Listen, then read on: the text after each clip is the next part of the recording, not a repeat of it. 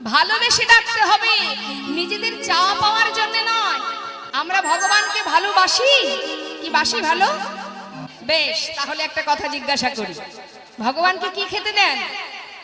বাতাসা আর নকুল দানা, এর বেশি কিছু পাওয়ার ভাগ্য তার নেই। বাজারে অল্প টাকায় পাওয়া যায়, 200 গ্রাম কিনে আনলে 1 মাস হয়ে যায়, তাই না? ভগবানের জন্য নকুল দানা, তার থেকে বেশি হলে বাতাসা। আর যখন একটু শসা সিজন হয় তখন মাঝে মধ্যে 1-2 শসা দেন।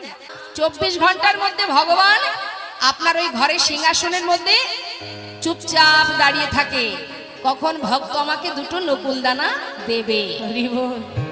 আর যদি তার মধ্যে একটা বেশি পড়ে যায়, কি করি আমরা? তুলে কোটোর মধ্যে ভরে রেখে দিই, কালকে আবার দিতে হবে, তাই না?